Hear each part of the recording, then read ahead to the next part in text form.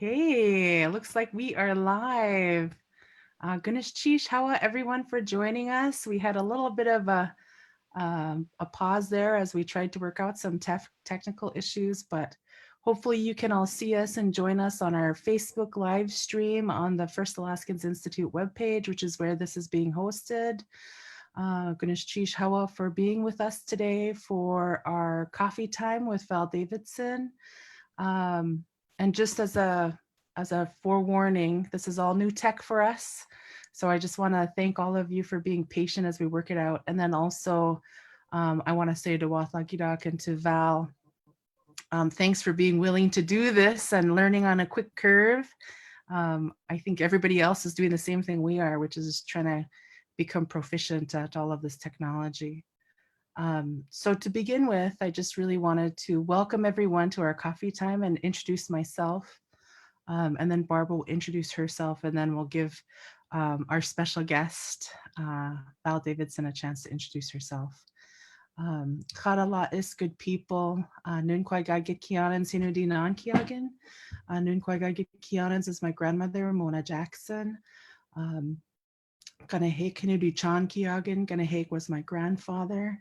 Tommy Jackson Sr., Wáahlaal, he was Tlingit of quen. Stathkawas Hinudi Aukiang. Stathkawas is my mother, Delachini. Hope she's watching right now. She's a weaver and a teacher. Bill Cheney Hinudi Khadkiang. Bill Cheney is my father, and he's probably watching one of his shows on his iPad right now. Lagunai Hinudi Khadkil Dikiang. Lagunai is my Haida name. Gatzakas Gustutikwalag, and I am Eagle. Chichgitne Hina Uda Ijang, and I am a Chichgitne woman, and our crest is the hummingbird. I'm just learning my languages, so forgive me if I didn't do it all right. I'm going to get there at some point, but until then, I'm going to keep practicing. I'm also Tlingit. I am Tlingit and Haida. So I come from the community of quen. Katsas Yuchatusauk is my Tlingit name. I'm Kachadi, Freshwater Mark Sakai, and I come from the Kutashit people. So really welcome all of you. Thanks for taking time on your Sunday with us. Wáahlaal, Gíidaak. Hadala is good people. Atlanf is afdi gurunai lagang. It's an honor to be with you today. Wáahlaal Gíidaak hinudi kiang. Wáahlaal Gíidaak is my name. Barbara Blake ya'atzitai hinudi kiang. Barbara Blake is my English name. I am Yak Janas from Heidelberg. I am also the granddaughter of the Pleianedi from Kowak and the daughter of the Nilchina from Chestachina. I am Atna, Tlingit, and Haida. It's an honor to be with everybody today. I'm so thankful to be among you, and it's an honor to help host this coffee time with these two wonderful ladies today. So, how Gunalchéesh Chinan.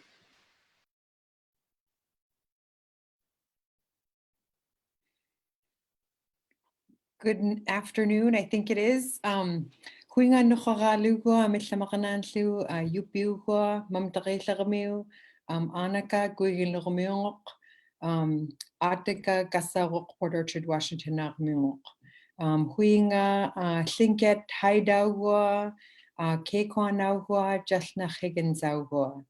My Yupik names are Nurr'araaluk Davidson. My English name is Valerie Davidson. I'm from Bethel. I'm Yupik on my mom's side. My mom is Uquvach or Tilly Davidson, and she's originally from Gíidaak, which is literally means a village with no river. My father's family is Gíidaak, which means they're not Yupik, and they come from Port Orchard, Washington. My grandmother was originally from cakneq, which is a village that's still there, but nobody lives there anymore. The closest village to it is Dunduduleaq. I was also recently adopted by the Jackson family from quen, and they are both Tlingit and Haida. And so Liz is my clan sister. And I was given the Haida name Jalnach Higgins, which I'm told means noisy lady. And I tell myself that it's only because I have a really loud, authentic Native woman's laugh, the kind that you can hear all the way at the other end of the village. Thank you so much for joining us all today. And by the way, I'm actually calling in from Anchorage. And so I want to acknowledge the Dena'ina people on whose land that I'm actually sitting on today, and Quyana for being incredible stewards of this beautiful land. Quyana cakneq, Val, thank you so much for taking time to be with us today and to continue a conversation that we started last week when we held our first virtual coffee time for the people. And the videos from each of our guest speakers from that coffee time are also here on our FAI Facebook page. So please, anytime you want, just go ahead and check those videos out. So what we're going to do today is we're going to try to manage to have a good conversation with Val. Barb and I are going to co-host, and we're going to be checking our devices and our laptop for comments or questions that people might share. We really felt a real need to connect. I know that as Native people, isolation is not something that is a part of our culture in the way that we're experiencing it right now. And so we have to find ways to be together and to stay connected.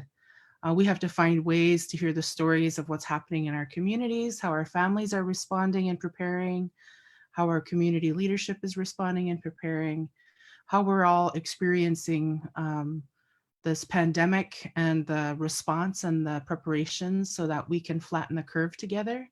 And so we just really wanted to call on Val to talk to us from her experience as a person who's been on the ground as a public health advocate and in multiple different arenas from within our tribal arena and across the whole state and across the whole country, serving in all kinds of different leadership roles to ensure that we know how to take care of our people on a day-to-day basis, as well as in preparation for something like this. And we really wanted to just tap your knowledge, Val, and also the stories that you have to share about just really what's happening in our communities, what's happening in your family, and just share some realness about the things that we're experiencing.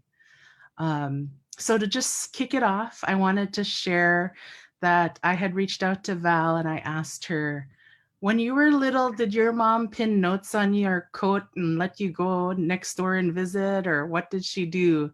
And so we used that in the Facebook event invite because that was something that connects us back to our people. So I wanted to ask Val to tell us a little bit of a story about that.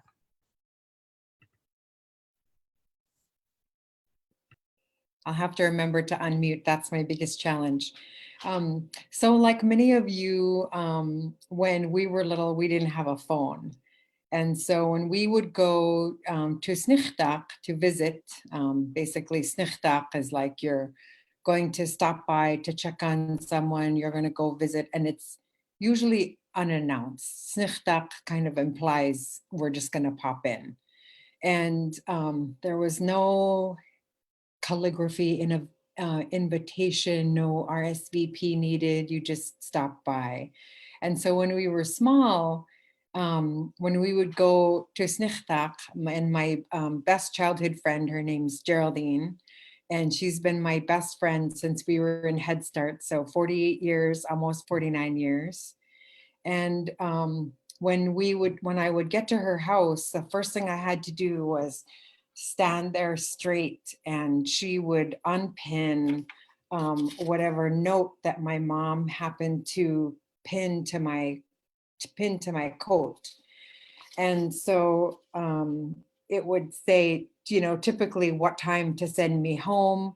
And then of course, because it was a village, sometimes it would be, hey, P.S., can I borrow a cup of sugar? Or, you have any eggs, or can you send a can of butter, or you have any sucralux or crackers. And so this note today says, which is you want to visit. It's actually kind of informal. If you want it to be more formal, you would add qa at the end. So instead of you'd say qa. But since we're all friends, we're being a little more informal. But it was our mom's way of keeping track of where we were and making sure that we were home when we needed to be. And it was also our mother's way of communicating with each other without phones, and it worked like champs. I just love that. That's so good. And quite frankly, this is really the modern adaptation of that, right? Definitely. Although there is one mystery I still don't really know, which is if we did something and we knew we were gonna get in trouble because we didn't behave, or we didn't jump up right away and wash the dishes, be the first one to wash the dishes. I still don't know how, when without phones, how did our moms know? I mean, how did they know that anyway? Well, I think that you're now a mom and you probably know. Well, there is that. Your children so well that you used to tell them when they were little you had eyes in the back of your head, right? Or your truth-telling eye. And so I think that our mothers have kept us safe for a really long time, and no different today at all. And so Barb, I know that you've Now been I monitoring. just send them in advance. Just scroll them in advance, just covers it all. A blanket nunuking. So Barb has been monitoring to see what kind of questions we're getting from our viewers who are joining us, our friends and family across the interwebs.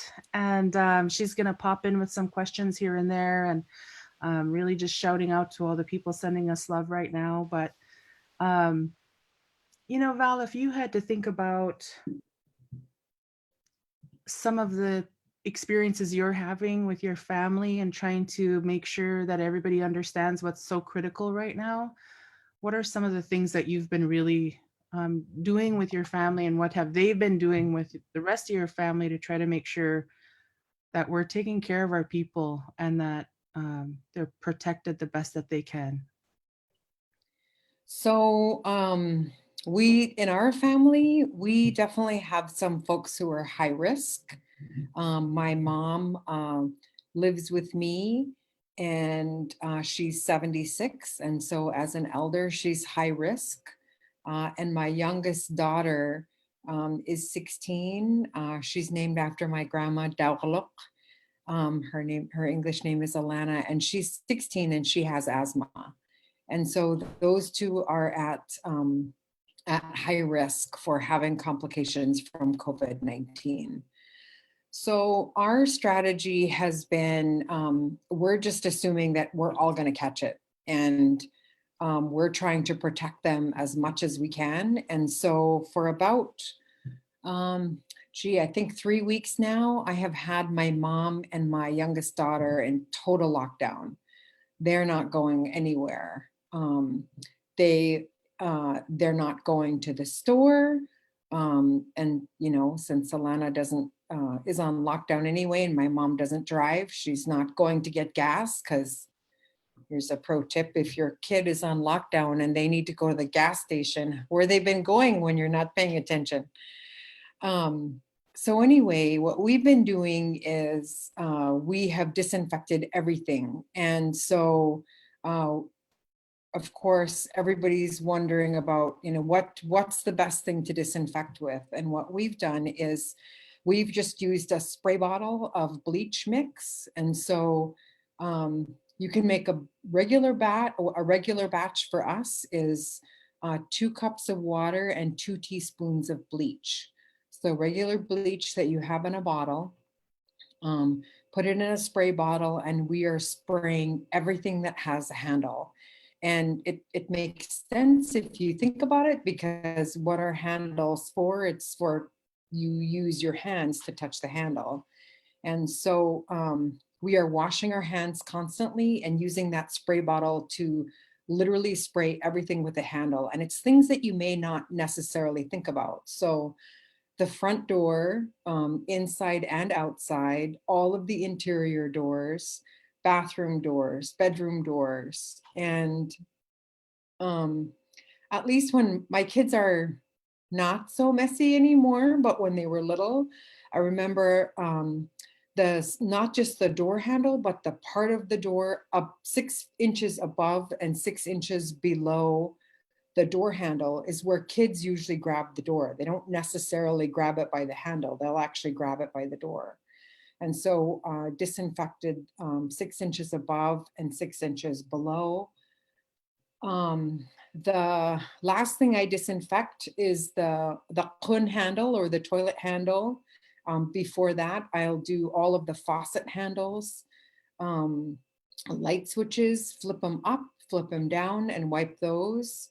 The refrigerator doors, the freezer doors, the stove handles, the stove knobs, the oven handle, everything that you are likely to touch. If you have a coffee maker, wipe the handle of the coffee maker, the buttons. If you have a tea kettle, wipe that. You can just not be too clean. There's no such thing as too clean right now. And believe me, you know what? I don't like to clean. I actually really hate cleaning. I love to cook. I don't like to clean. And I tend to sometimes be a little bit of a angry cleaner or maybe a grouchy cleaner. So you know, it's good to be aware that if you're kind of a grouchy cleaner, to try to tone that down, maybe have a snack first. And so I guess the point of sharing that is really that if a person who really hates to clean can do this, then anybody can. The one thing I've never minded is washing dishes, because I love to eat, and you have to have dishes to eat. So if you're lucky enough to have a dishwasher, I've been washing all of my dishes in the dishwasher, because the dishwasher disinfects. If you don't, then just use hot water and dish soap. That's great. If you want to be extra careful, you can use your utensils, like especially your fork and your knife, and cover them with boiling water for a minute, and that will kill everything. So, but at the same time, I also recognize that you know, some of us live in places where we don't have running water. And I remember when I worked in tribal health, one of the things I would say, and also when I worked at the state, one of the things that I would talk about when I was talking to policy people is the need for adequate sanitation facilities. And can you imagine how heartbreaking it would be to have some public health outbreak happen, and all you hear on the news, all you hear on TV, and all you hear from the CDC and public health officials is, wash your hands, you need to wash your hands constantly. And, you know, a lot of folks just don't know how much work that takes and extra effort if you live in a community that doesn't have running water. And so, so there are some really good resources out there. YKHC actually put out a really great flyer on how to wash your hands without running, how to disinfect your home if you live in a home without running water, if you live in a community without running water. And their website is ykhc.org. I'm going to write it and I'll put it up. YK, wait, stand by.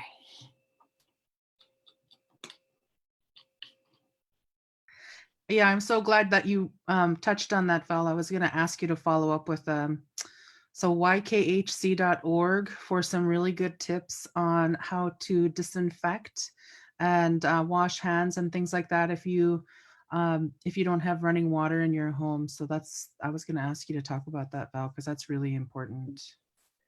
So the other thing that we did is my oldest daughter,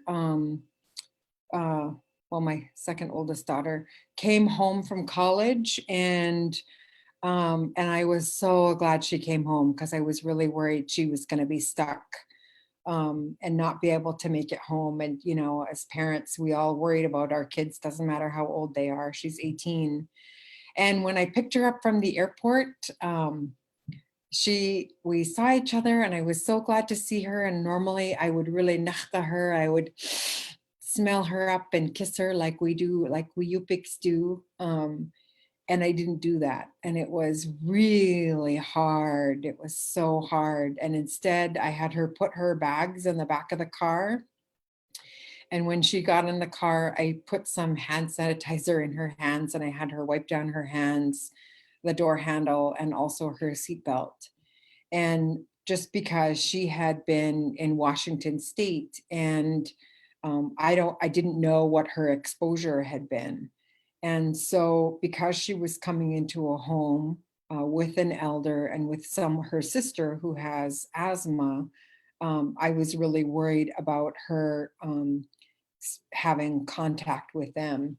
And so it was really hard. You know, it's hard when you see someone you love not to hug them and not to nachta them. And I'm a hugger. And so, you know, right now, even though I'm a hugger, I am not hugging people with my whole heart because I want to make sure that they are safe and that their families are safe, even though it's hard. And I'm so glad, I'm so ready for when we're done, so that we can all hug safely again. But I'm willing to wait. It's okay.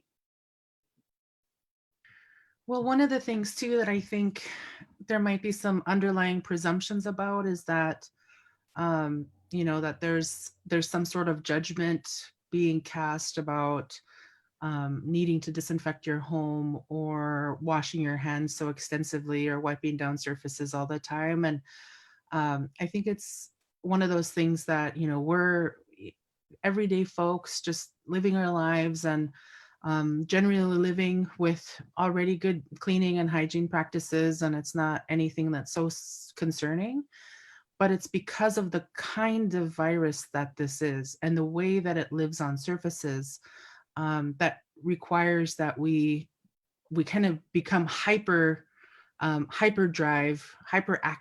in our cleaning and our hand washing and our not touching our faces. That's the hardest thing, you know, when I'll wash my hands and I'll sit down, I'll do something, and then I'll find myself scratching my face and and then I get up and wash my hands again.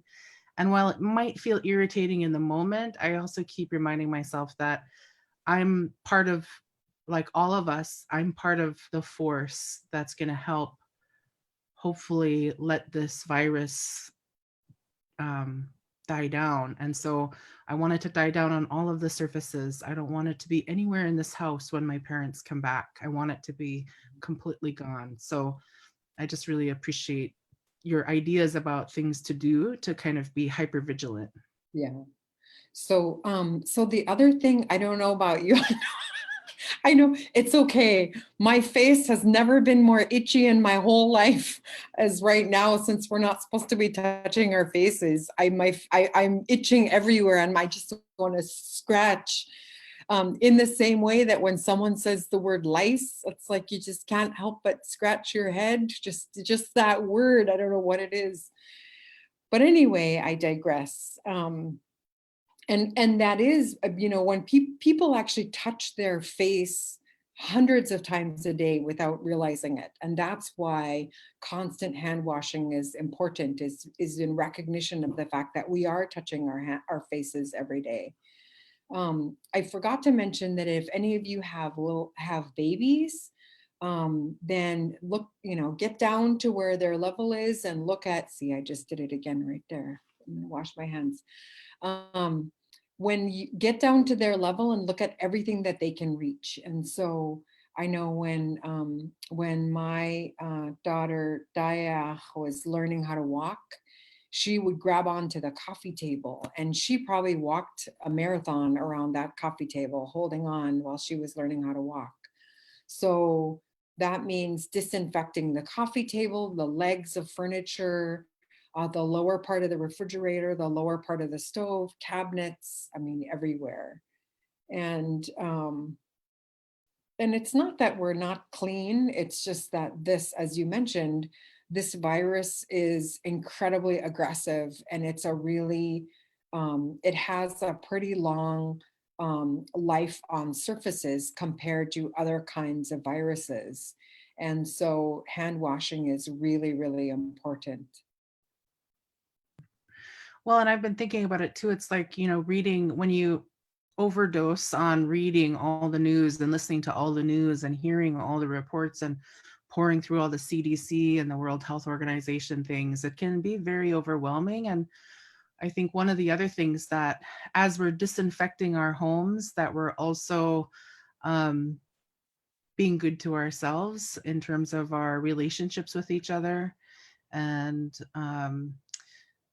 giving each other a lot of grace and understanding, and being really hyper hygienic with our relationships, because tensions are already high.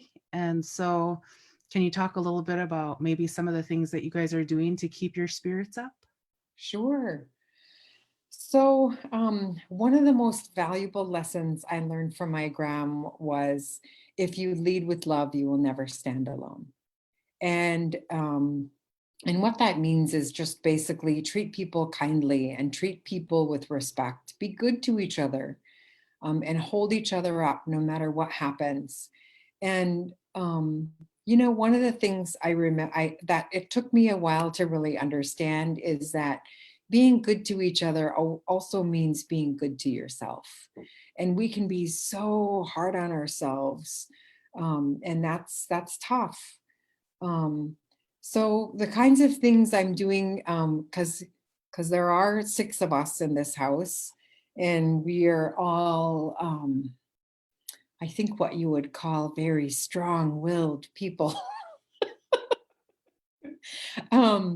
Is that, it's hard being away from those that we love and those that we care about. And so you can get outside.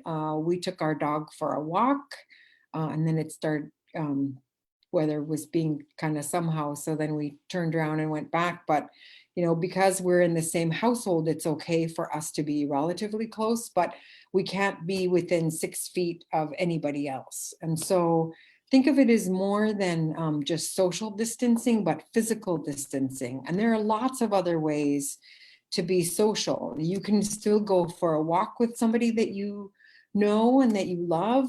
Just stay 6 feet away from each other. Don't touch things that they're touching or other people are touching. Now is a great time. I know in the Bethel area, or other parts of Alaska, great time to go manaking, to go ice fishing. But again, maintain your physical distance, be outside, do things together in spirit, but apart physically. And then other things we're doing are, like my mom was saying the other day, man, it's been a long time since we had chocolate chip cookies. And so, of course, she's a good Yupik, and I, of course, recognize that, yep, I'm making chocolate chip cookies tomorrow. And so I did. I made a batch of double batch of chocolate chip cookies yesterday. And somebody had posted that, and everybody was so happy. I mean, such a simple thing, some little treat that we don't normally have all the time. Man, everybody was sure happy and it made such a big difference. And at the same time, I also saw it cracked me up. Somebody posted on Facebook that, oh yeah, we're all gonna be real chubby. They said it nicer than that, but when this is all over, we're gonna all come out of our houses looking real. I think Tiffany actually did. It was a picture of a seal, and it was like, that's what I'm going to be looking like. And so I just want to remind everyone that that's okay. You know, how lucky we are to have food to be able to come out of this a little bit bigger. Our grandparents, our ancestors survived times of starvation, and we can do this. We are building upon the strength of our ancestors. And also as a practical tip, you know, our traditional clothing really helped us to accommodate for those changes in our life. And, you know, a nice, well-made qasbaq like this one that I'm wearing does a real nice job of flattering an aerodynamic seal-like shape. And that's all right.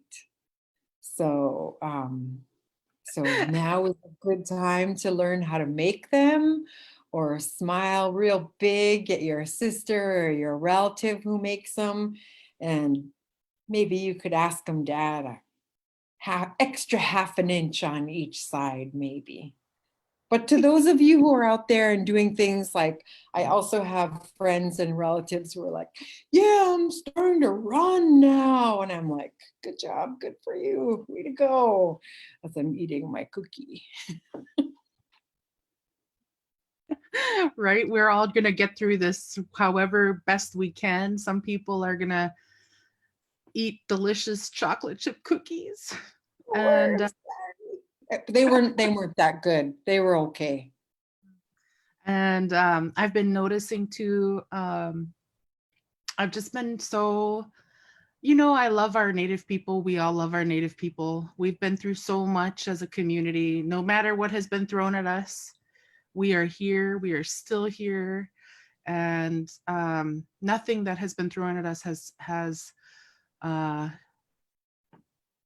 we haven't found a way to overcome in some way, you know, and so that, you know, there's a lot of things though, to be honest. I think it's really important that we give some space for the realness of what's happening, because, you know, some of us are really privileged to live in homes that are free from violence, but we have lots of people in our community and in our families who don't and aren't. And at a time when you're forced to be indoors so much and away from everybody else, it might feel like that compression in your own relationships already, that was already at a really high tension point, and maybe even dangerous, is even exponentially that much more compressed. And so I don't think I'm alone in thinking about our sisters and our children and our brothers who are in those situations. And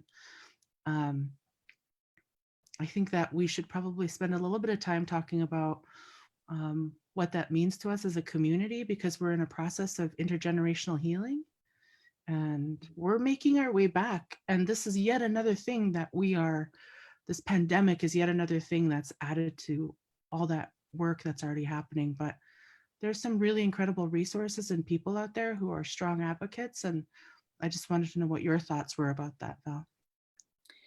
So, you know, as someone who grew up like many of us did, with violence in our home, that is something that we all need to keep an eye out for. And you know, if you know somebody who's in that situation, and you know, in our villages, we know who those folks are. It's really important to check on them, and maybe it's a phone call or texting them, or showing up on the other side of their window. I mean, not in a creepy way, but in a I love you, I'm watching out for you kind of way. But there are also some other resources, like Strong Hearts. You can call them. It's a really good, more of a traditional based service that provides help to address issues of domestic violence. And their number is 1-800-848-8888. 1-844-7-NATIVE.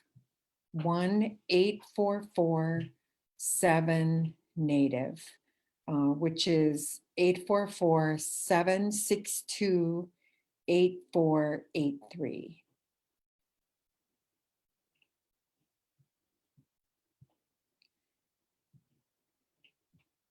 Quyana.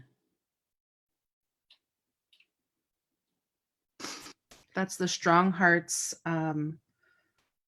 toll-free number that you can call to have someone to talk to if you're in a situation.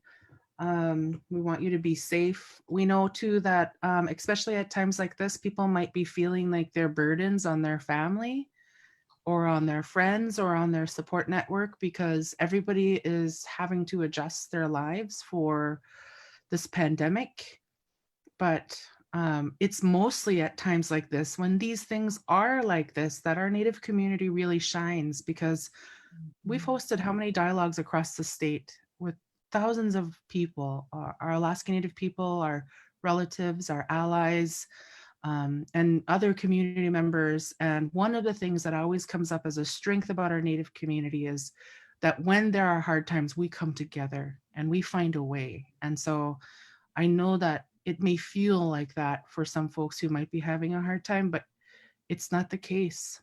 Our people want to take care of each other. And I've seen in our villages, especially, and even in our cities, this amazing outpouring of love and support, and people just doing incredible things. I think I've heard you in your speeches before talk about people will do the most extraordinary things for all the right reasons.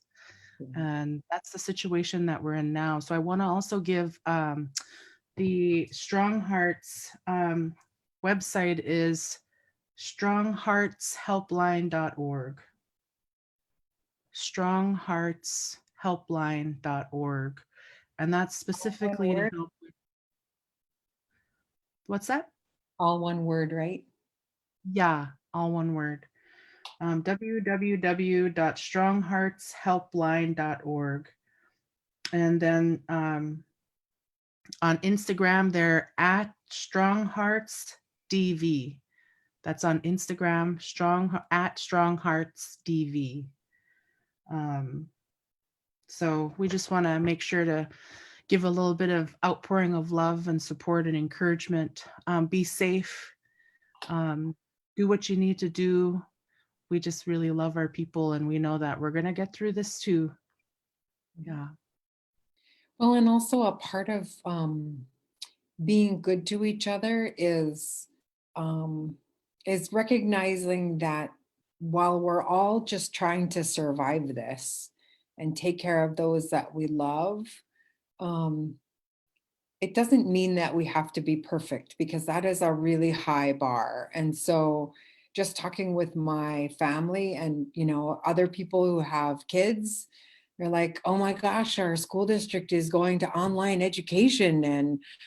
And I saw a really funny meme that somebody had posted on Facebook, and it said something like, there are two of them I saw that were really funny. And I used to be a teacher, so I get it. One of the memes said, you want me to learn how to teach? I don't know how to teach 4th grade math to my kids. And the school district said, well, you're gonna learn. And then another one said something like, my kid, all this new math that we're supposed to do, well, guess what? Today, my kids are gonna learn all about carrying the one. And so this is a time where, you know what, we're all just going to do the best we can. And we recognize that not everybody has internet at home. Not everybody has a computer or a phone. And so, so we would just encourage school districts to remember that our kids sometimes aren't in places where we have access to those resources that other people don't. And so, you know, do the best you can with your kids. And now is the time for them to learn really cool things. Like the other day I saw on Facebook, our sister, Heather Powell had posted, and she and her kids had made ravioli, but the mold they used were I think hexagons, or maybe pentagon. No, they weren't pentagons. I think they were hexagons. Anyway, and she said, guess what we're making? And I said, you're making delicious hexagons. What a great science and math lesson. And it was. Cooking is a really, really great math lesson. And it's a great science lesson of how things change chemically with heat. And whether you're baking or whether you're cooking, all of these things that we do with our kids are really ways to be able to teach them practical things. And I know when my daughter went to college, I was so grateful that she knew how to cook things, that she knew my kids have known how to do their own laundry since they were in 3rd grade. Mostly because I'm not Mother of the Year, and that's okay. But you know, the ups, and they've learned how they know how to feed themselves and cook themselves basic things, because once again, I'm not Mother of the Year. But I tell myself that that's okay, because when they go out in the world, they're going to know how to do things. And so, you know, while I may not know enough about chemistry to teach chemistry to my college daughter, that's okay. And I was trying to help my youngest daughter with her algebra homework the other day, and let me tell you that I sure did the best I could, but I was no help. Was no help to her whatsoever. And so her sister was helping her, and remember, those older siblings can help the younger ones. But at the same time, she was doing her chemistry homework and had an assignment that was due before midnight, and was trying to get that done too. And now would be a great time. You know, we always talk about, wouldn't it be awesome if our educational systems really reflected who we are as Native people? Well, guess what, everybody? We right now are in control of our own education systems, because they are happening right now in our homes. And now is a perfect time to reinforce language and reinforce all the things that our kids need to be able to survive in the world. Do they know how to split wood? Do they know how to mend a net? Do they know how to start a fire? If the boat or snow machine breaks down, are they going to be able to survive? And those kinds of lessons are really, really important. And you know, we've been teachers for our children for thousands of years, so we've got this. Yeah. But sometimes it's important to remember that teachers take recess too, and it's just as much for the teachers as it is for the kids. Well, pro tip for you there. Well, you know, I think that's a really good message to remind our families. And, you know, our Native families, we're intergenerational, right? In our homes, for the most part, we have babies all the way up to our elders in the same home. And so there's a whole different, a beautiful dynamic happening. And there can be a lot of pressure to feel like you have to deliver everything perfectly. I think that message about reminding our families, just be families. Yes, help the kids when they start school. Yes, do what you can, but give yourself lots of grace, and everybody else, including the teachers. I can't even imagine what it felt like to have to become an online distant teacher in a week. I know what it felt like to try to learn how to Zoom a live stream into FB. That was hard. So give them grace, encouragement. Yeah, give them encouragement. And the other thing too, I think, is it is our cultures, our languages that have kept us strong, and knowing who we are is critically important. And it is the most preventative measure of all things. And knowing how to love them up in stress and give them some good coping skills is really important too. Val, we've had some questions come in. Is it okay if we shift over for a couple of these questions? Yeah, go ahead. Okay. So one of the questions was, if you could share, what are you doing when you're bringing food or goods or having delivery items coming over to your home, or the mail, things like that? How are you treating it? What are you doing? So as I said before, I've had my mom and my daughter in lockdown for about 3 weeks. I am the designated venture outer into the world if we need supplies. So really designating one person, and it can only be that person. And so I went to the store, maybe 2 weeks ago by now, and it was an interesting experience. And I was really concerned that people weren't physically distant from each other. And so when I was in an aisle looking at something, somebody came up on me really, really fast, really, really close. And I just moved to a different aisle and then went back to that aisle when it was free. Um, since I'm in Anchorage right now, I was able to do for the first time Costco delivery. So one thing that's really helpful for me is I hate shopping. I always have, I always will. I don't like shopping for clothes. I'm not a shopper. With the exception of groceries, because again, I love to eat. So if it's about food, I'm there. And so I ordered groceries and had them delivered. And I was actually on the phone for work. I just started a job this week. And so it's been all virtual, which was a really interesting experience. And while I was on the phone, the doorbell rang and all my kids stopped and froze and they were like, oh my, somebody's at the door. And they were acting like, somebody was bringing the plague into the house. And I thought, good, they're taking this seriously. Okay, good. And then of course our dog started barking. He's like a 13-pound tiny little white fluffy thing that thinks he's a 150-pound guard dog. And so they answered the door and the person delivered the groceries. So here's one thing to remember. When somebody's delivering groceries or delivering food, you have to ask yourself, how well do you know this person? Have they been practicing physical distancing both at work and at home? Are they wearing gloves? Are they washing their hands? Are they doing all of those things? And the thing with stores is there are a lot of tactile people in the world, including me. So the thing I really struggled with was not touching everything when I was at the store. But I also recognize that that's what's happening when people are delivering things to you too. And so you really should assume that everything that comes into your home is contaminated. And so, for example, besides food, I'm going to go back to when my daughter came home. I opened the door for her when she came so that she didn't touch anything.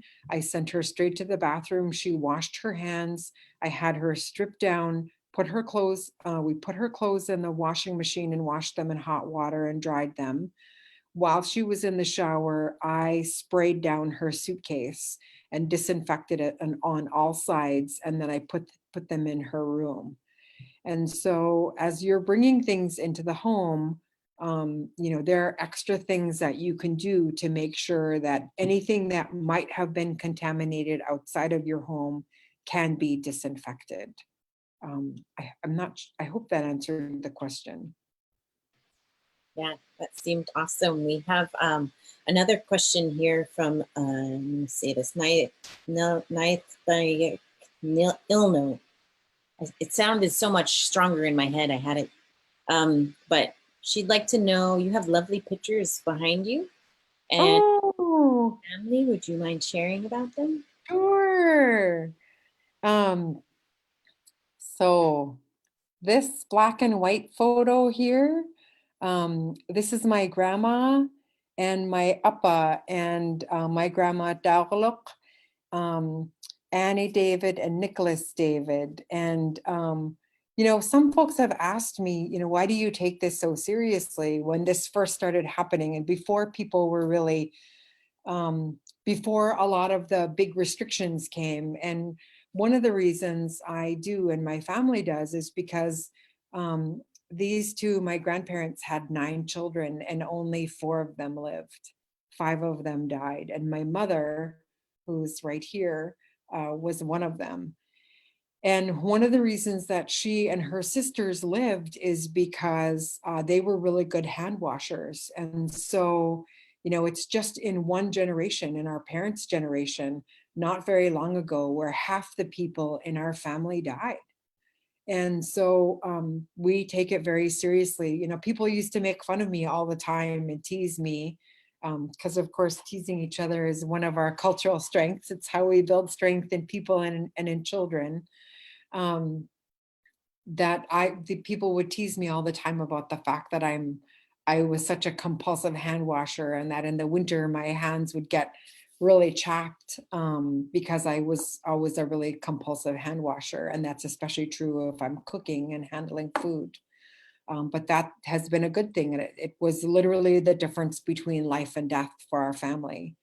So this middle painting here is my grandma. That cloud painted of a photo that my so this was her in her young days in her 30s. And this was from her school photo. She was a baker at Kilbuck Elementary and in Bethel. And so that was from her school photo. Other photos, I think these photos of ravens are a photo that was taken by Mark Hoover from Cordova. This beautiful painting here is from Sylvia Lang, and she painted that and gifted it to me. It's Raven, and it's me. And she did that after I did a speech at AFN. This owl mask, it was a gift to me from AFN after that speech. And this one right here, oh my goodness, I love this. This was a crochet vest that my gram made for me. Let me just go get it real quick.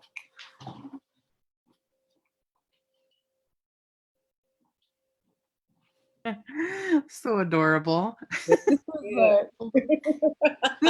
I know, it's just my favorite. This was a vest that my gram made for me when I was little. I think I was like maybe 4. And I wore it every single day because she made it for me with her own hands. And on the side, it has this, you can make it tighter or smaller. And I remember I wore it every single day until finally it couldn't fit anymore. And the only place it was connected here at the top, because it was as I was growing, and then finally they took it away from me. They took it away from me. Val, And then, yeah. Can you hold it up and just hold it still for a second so that it doesn't blur out? Look, it still fits. No, I jokes. That is so adorable. I love that yarn too. Boy, I bet people are really getting their crochet on these days too. Yes. Shawa, thank you. This other one is, if you can see right here. And I'm not going to move too much because this, honestly, this is like the reason I chose this spot is because it's the cleanest spot in my house. We're messy, but we sure are fun. But we're well disinfected. Anyway, this right here says, anyone can slay a dragon, he told me, but try waking up every morning and loving the world all over again. That's what takes a real hero. And that was given to me by a team that I worked with once a long time ago. Anyways. Sylvia Lang said you could use that as a bikini top. No. There are some things that one must keep private. And I just want to acknowledge on here that we have lots of people saying congratulations on your new position. Oh, Quyana, thank you. From Aotearoa, New Zealand, we have Lisa Tumahai on here for a little bit. Hi, Lisa. Quyana. Yeah, it's been an exciting week. And I will say that, I've never onboarded completely electronically before.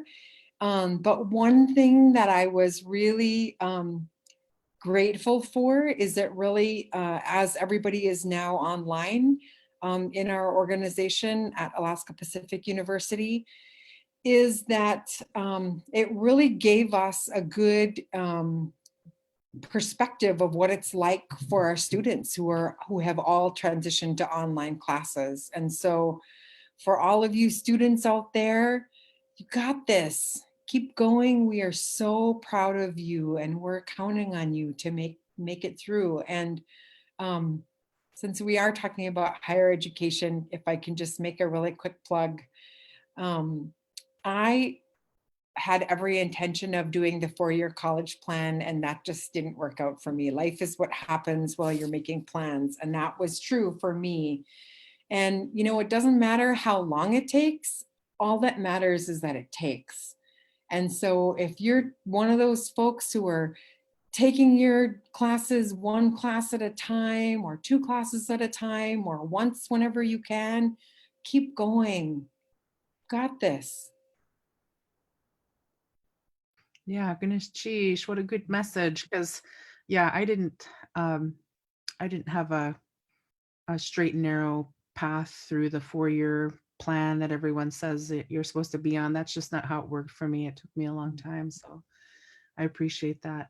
We have so many people who have put some really great resources and links in the live stream comments. So if people are looking for those kinds of things, they can find them in the comments. And then also people are coming in from all over the world, right? Lisa Tumai down in Aotearoa and all over the state of Alaska. And one of the things that I've been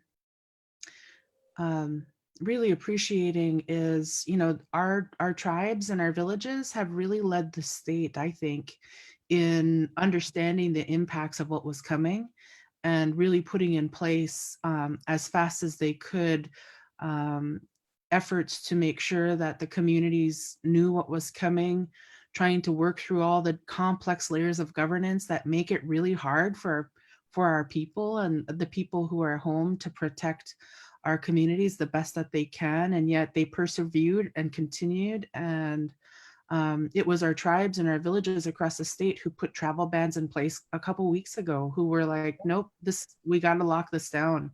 We got to protect our community. Our community members are vulnerable people. We don't have access to hospitals. We don't have access to ICU rooms. So the only thing that we could do is work to prevent. And so I just really want to acknowledge our tribes and our villages, our small rural communities, our communities. There's 32 communities without water and sanitation. And, I can only imagine how hard they've been working to make sure that they can protect their communities. And it really helps when all of us take that seriously and try to be as helpful community members instead of the problem community members. This is not the time for that because there's just already a stretched resource happening. And so the more that folks can be helpful and supportive, the better. And so I wanted to ask, what are some of the things, and this is a question for both Wáahlaal, Gíidaak, and for you too, Val, what are some of the things that you're seeing and you're hearing about that are just shining a light on the awesomeness that is our community? So I love the fact that villages were the first ones to shut down their communities and to say nobody's getting in or out unless you have to have a really urgent reason, whether it's for supplies or etc. And it's a really important time for tribes to remember that you have that authority to make those decisions on behalf of your people. Because the truth is, yes, the state is going to be helpful. Yes, the federal government is going to be helpful, but you have people in your communities who need you now. They need your help now. And they're not going to be looking to the state or the federal government for that help. You're the one they know. You're the face they know, and they're going to be asking you. And it's hard. It's hard to make those tough decisions on behalf of a community because, You know, you're really restricting people's movement and what people can do, but you have to, because we're trying to keep people alive.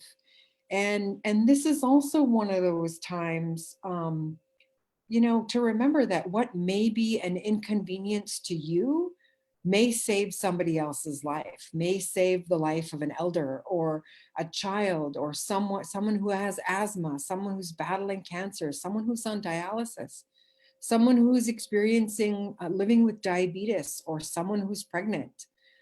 Because you may look perfectly fine, but you may be a carrier. You may be a person who actually has COVID-19, but you may feel okay. But the person that you give it to may have a completely different experience. And, you know, in Alaska, we have 734,000 people in Alaska, and we only have 1,200 hospital beds, but only 160 of those are ICU beds, only 160. And we only have 200 ventilators statewide. That's not enough. And so even if only 0.5% of people in Alaska needed to be hospitalized, we don't have enough beds. And if that happens, 1 out of every 3 of us would get a bed, and the other 2 would have to be turned away. And that's what's happening in other countries right now. That's what's happening in Italy. And we don't want to become, we don't want that to happen in a country like in our communities. And yes, it's hard, and it's really hard when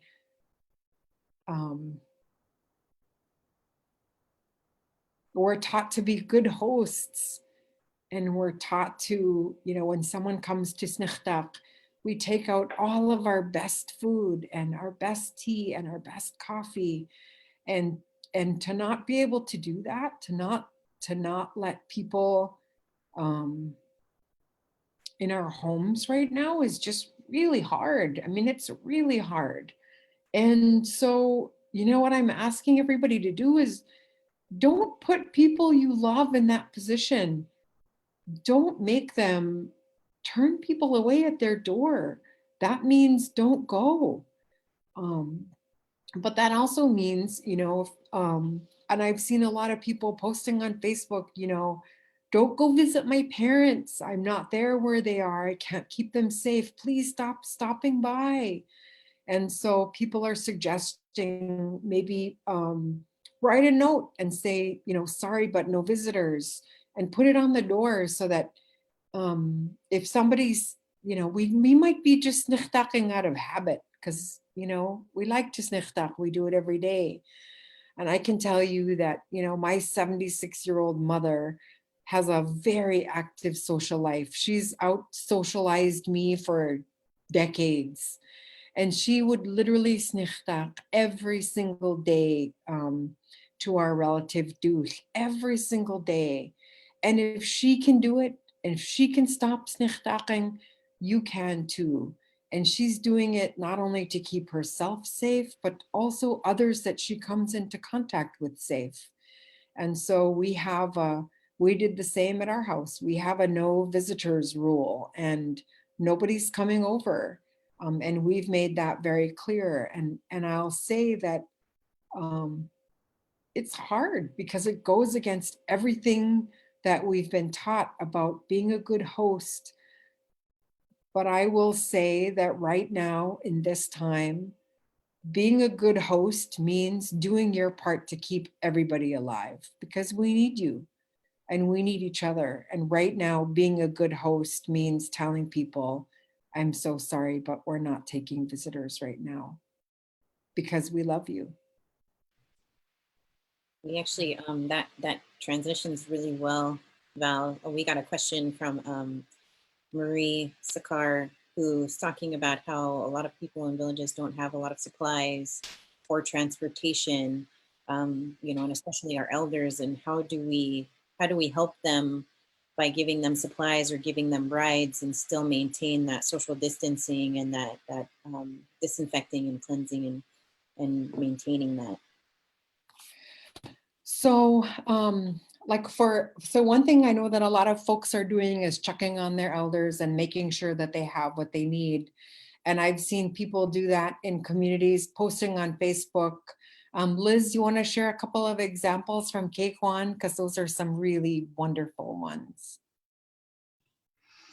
Yeah, we were talking earlier, prepping for this, and I was just really loving watching our community do what it does, which is take care of each other, but taking care of each other now with the new protocols, right? So I saw that up in the Kotzebue area and then Northwest Arctic, some of the hunters went out and were blessed with caribou, and they were taking care of that caribou in a way that was observant of the protocols. They were well away from each other, over 6 feet away from each other. They were taking care and caution to be very good at following those protocols as they were butchering the caribou and preparing it to give it to their community members. And I thought that was super awesome. I know there's all kinds of people doing this across the state. I was sharing with Val that here in at home in Quán, one of our elders, Bunny, she made a whole bunch of cookies, and she made a protocol for these cookies she made were for the elders. And she made a protocol of how people could come and pick it up for their elder, but they had to stagger their cars so that they wouldn't be getting too close to each other, and they'd have to wait their turn patiently to get so that they could pick up their cookies to take to their elder.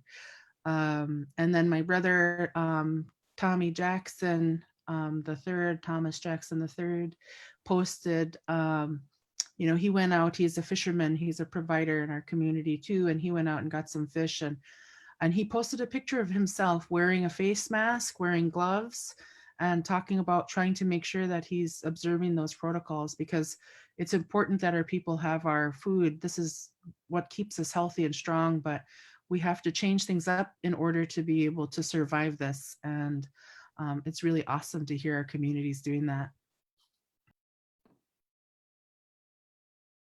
So good idea to check on your elders. And also, there may be some folks you might be surprised need help.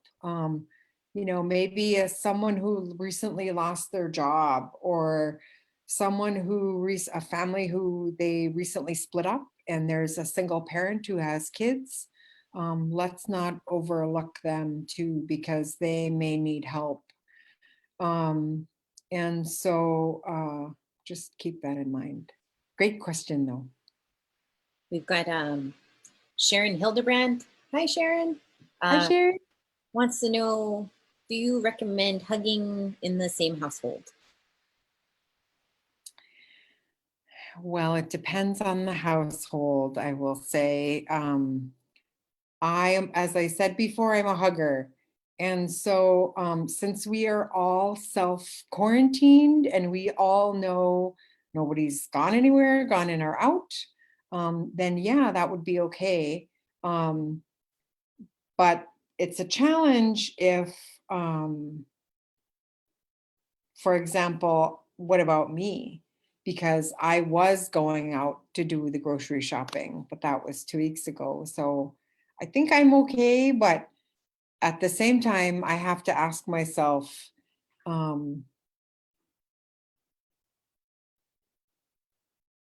is it worth it? And I think that's a question that we each have to answer for ourselves. It's hard when you have little kids, because little kids don't understand. They don't. And so I'm not saying have a designated hugger, but you know what you need to do to keep your kids safe, and follow those protocols, because they're the ones who we're counting on to make it through. I think, that's a really good question too, because each of our households has a different dynamic, and we talked a little bit about folks who were maybe in situations where they were unsafe in their house. So I think that that's important to remember too. People should do what they feel is safest for them right now. But the other thing too, as I think about it, is, we've got lots of folks who may not really understand the seriousness of what's happening. Yeah.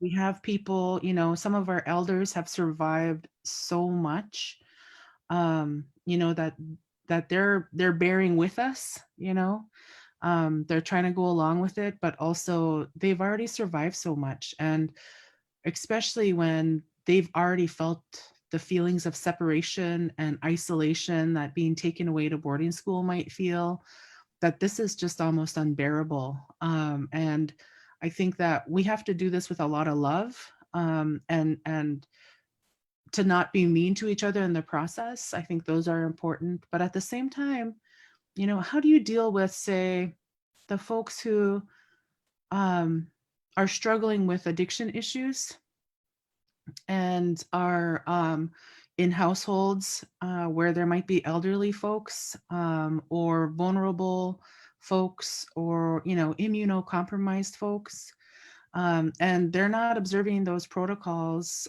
with all of their loved ones because they're unable to. And so, what are some of the ideas or thoughts you have about how to kind of approach that? We have elders who told us, we only talk to you like this because we love you, Yeah. and this is one of those times, I think. So what are some of your thoughts about that? So that's a tough one, because we all have, at least, we all have a member of our family who struggles with addiction. I mean, I know I do. And how do we, have those tough conversations with them about, you can't leave the house, even though I know you want to go get that bottle or get whatever it is that you're using, because every time you leave this house, you compromise everybody in it. And we know how addiction is. Sometimes you can say everything you want to, but it doesn't stick, and they're going to do what they're going to do. And then, you're in the position where you have to make the tough call of, is it okay for that person to continue to do that, or do they need to stay somewhere else? And that's hard. That's hard, because there are people that we know and there are people that we love, and we're taught that everyone has a place, and it's tough to make those decisions. But our kids come first and our elders come first, and we can't let people in our home who are going to be unsafe. And having somebody who has that attitude of they're just going to go about doing their lives is the same as having somebody who is walking around with the gun in their hands and pointing it at everybody. I mean, I'm sorry that sounds so graphic, but that's exactly what's happening. I mean, they're taking those kinds of risks with the people that we love, and it's not okay. And on the one hand, I've heard people say, well, you know what, we don't need to do all those things. We need to just pray because God's going to protect us from this. And you know what? I believe in God, and I believe in Samyo, and I think God wants us to wash our hands, and God wants us to be physically distant with each other. And while yes, faith helps, we need a combination of faith and science to be able to get through this. And they're not mutually exclusive. You can't choose one at the expense of another. They actually go hand in hand. So if that offends somebody, I'm sorry, but I'm just, I'm talking to you this way because I love you and I want us all to make it. Yeah, we need every single one of us to make it. And I'm really conscious, and I'm cognizant that that's out of our hands. That's in our higher power. That's in our God. That's in our Creator. And He blessed us. She blessed us. We were blessed with, however you look at it, we have been blessed with the ability to think and the ability to feel. We've been given powerful hearts and powerful minds that can help heal us first. And our lands, our waters, our animals can be part of that healing. and our relationships with each other can be part of that healing. And so this is not easy stuff to talk about, and we don't bring these things up lightly, and we certainly aren't doing it to cause judgment or to pass judgment, but rather to say, we need everybody to survive if you can, and do everything that you can, because it really doesn't require your belief. It does require your action, though, to Yeah. protect your family. So I just really appreciate you folks being really willing to go into areas that are hard to talk about, because we just want everyone to be okay. And we'll get through this. We'll get through this. We've gotten through a lot in over 10,000 years, especially in the last couple hundred years. And we're going to be okay. Some of us are gonna make it. going to make it. And So I guess, can I say one thing real quick, girl? Sorry. yeah. So, people have said these are uncertain times, and they're right, these are uncertain times, but it's really important to remember that while these are uncertain times, we are not uncertain people. We know how to survive. We know how to make this. We know how to help each other make this by having those difficult conversations. And we do that because we do love you and because we want everyone to make it. We need each other. And we are perfectly positioned to be able to make it through, because we're hunters, we're fishermen, we're gatherers. We know how to put up food, and we know how to take care of each other, and we know how to show compassion for each other, and we know how to love each other up and to lead with love. And leading with love, my grandmother taught me, if you lead with love, you will never stand alone. And that doesn't mean easy love. That doesn't mean it's always flowers and butterflies. Sometimes that means tough love too. And that means having a tough conversation when we need it the most. And, sometimes we have to do something because it's hard. And this is one of those times. Yeah. Well, I think, one of the things that we've experienced already in the Native community is that we have to take this really seriously, because of what we see happening globally, trying to learn the lessons as quickly as we can so that we can best protect our loved ones. But it's already here in Alaska, and we've already lost somebody really precious, somebody who was really loved. And she was an Alaska Native woman, and she had a family who adored her, and she sounded like an amazing woman. And I think, I just send my love to the family. And maybe we could just take a moment of silence in her honor, and in the honor and love and appreciation for her family, who they didn't have to, but they put out a statement to tell us about who she was, and Gloria Merkuliev, and to share about her story, and to also continue to advocate for us taking this seriously, and for us to practice these protocols, this distancing and the quarantining, and to follow all those protocols. So if we could just take a moment, being here together with everybody virtually, to just recognize her and stand with their family as they go through this, to not be able to be there with her when this is happening. And I think Gunalchéesh, we'll just take a moment of silence right now.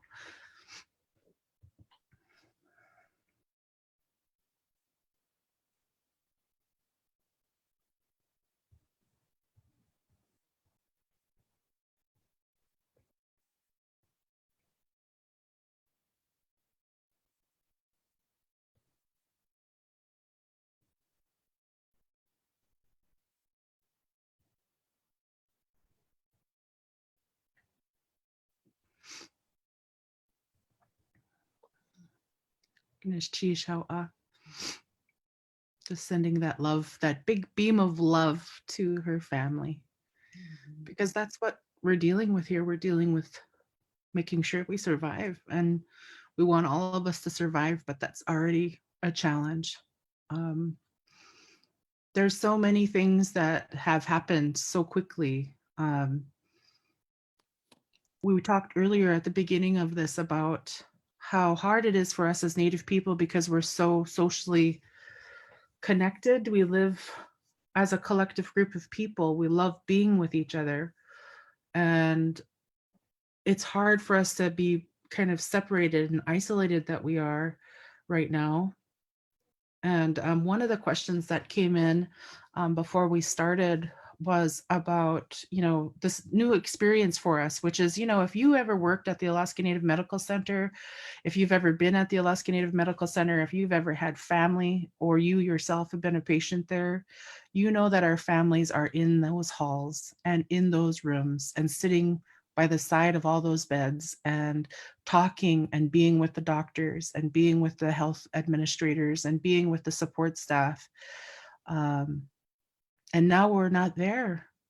And so we're called upon to advocate for our families and to try to show them our love by not being there, and advocate for them over distance, virtually, over the phone. What are some tips or advice that you might have to help families know how to advocate in that situation? So I guess a couple of things. One is I think we also really need to acknowledge all of the people who work in healthcare for whom, they don't get to telecommute, they don't get to work from home, and they're in those rooms every day, and they're running out of supplies. They're running out of, you may hear people talk about PPE, which is personal protective equipment, and shields and masks. And to all of you ladies out there who are sewing, thank you, Quyana, for doing that. But, people who provide direct patient care are really some of the most remarkable people you will ever meet. And they are putting themselves in harm's way and in jeopardy every single day to make sure that we are safe. And that includes doing the hard things like telling families that they can't visit because they're trying to keep everybody safe. And to the health providers who are out there, Quyana, for putting your lives on the line, to be able to make sure that we're all going to, as many of us as possible, are going to make it through this. In terms of what families can do, I mean, definitely be in communication to the extent that you can with your loved one on the phone or on FaceTime, or texting would be really good. You can also have those conversations with the nursing staff also, doctors as well, but the nurses, they're the ones who are going to be there most often with your loved ones. And so having those conversations with them to really find out what's going on and what's happening. But we all need to recognize that that there may come a point if things get overloaded and if this gets worse, if we don't practice good physical distancing, then our hospitals are going to become overrun and overloaded. And a health provider may have to make the choice, a really difficult choice of, do they answer your phone call or do they take their time to provide that care to your loved one who needs that care? And that's going to be tough because they appropriately will be making the tough call to call you when they can, or if they can even, to make sure that they are taking care of your loved one as best they can. Gíidaak, Val, I think that's really important. As a quick kind of recognition of what you were just saying about our essential workers, is on our First Alaskans magazine Facebook page. It's a separate page from this one. It's our First Alaskans magazine Facebook page. Our editor, Vera Starbird, put out a call for photographs of our families and community members who are essential workers so that we can recognize them as best we can in real time. And we might end up wanting to use some of them in a story in the magazine, and we'll reach out to the provider of the photograph to make sure that's okay. But we just really want to love up our essential workers, and those essential workers are those healthcare providers you talked about. They're the grocery store workers, right? All those good people who are there for us right now. And then also in our communities, there are hunters and our fishermen and our providers, our harvesters and our gatherers. So thank you, Val. So if you can see that, Vera posted in the comments the call out for our essential workers so we can recognize them as we go through this together. Barb, was there any other questions that you saw pop up? No questions yet. Okay, People great. are still sharing some great resources and tidbits of information that they'd like folks to, or that they'd like to share with folks. And I think it's a great opportunity, and we can ask our staff and folks to pull this together, but to pull all of these different little tidbits together in one document and to share out on our Facebook later on. So if you have any additional comments or questions or things you want to share, please post them in the comment section there. That's a great idea, Quyana. So the other thing, if I can just share another thing, is it's also really important to pay attention to your local health providers. So your community health aides, your behavioral health aides, your dental health aid therapists, what is it that they're saying? For your regional tribal health organization or your tribal health organization, what is it that they're advising people to do? I mentioned the YKHC website earlier, ykhc.org, that has information about how to disinfect your home if you live in a community without adequate sanitation, without running water, in other words.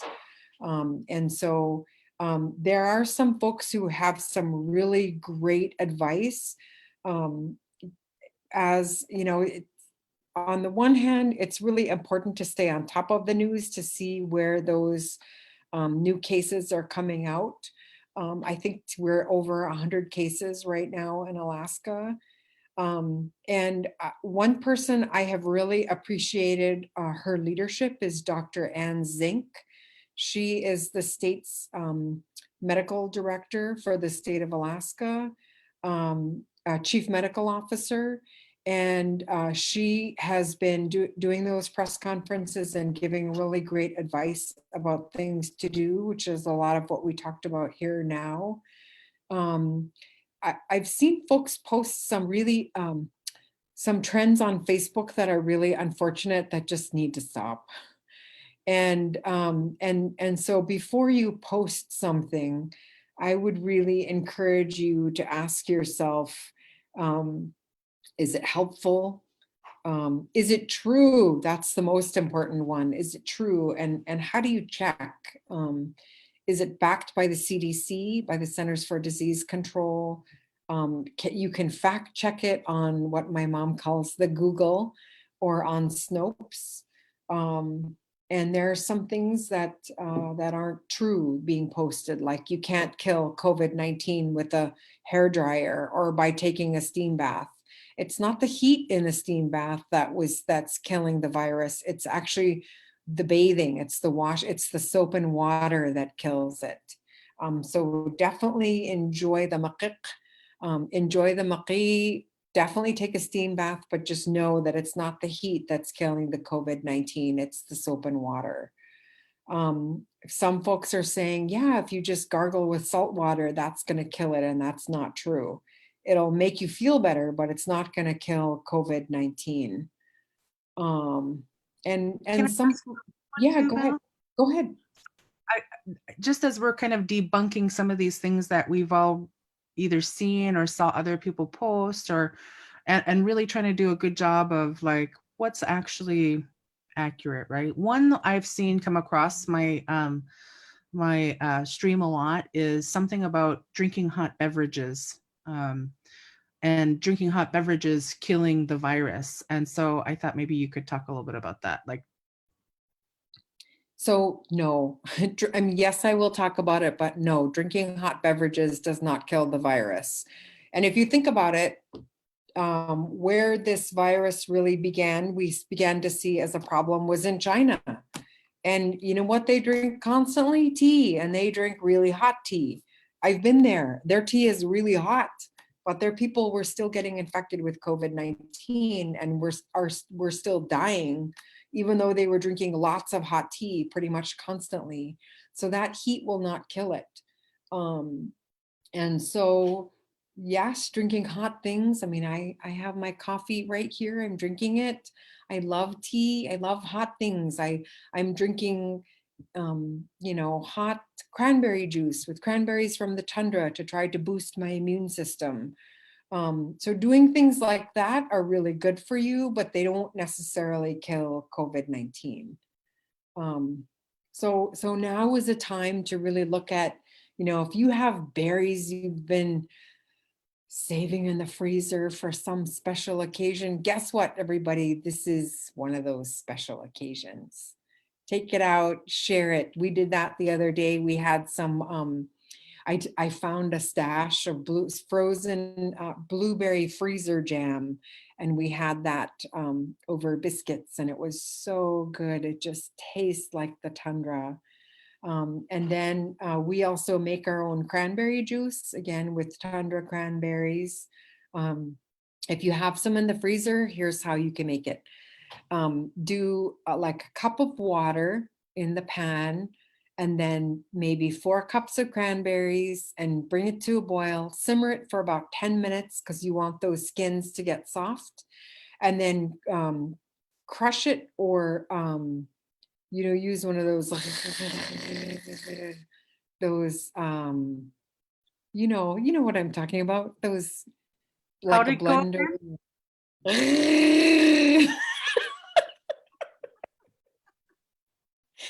Anyway, you know those kind. No, I'm just red. Poor.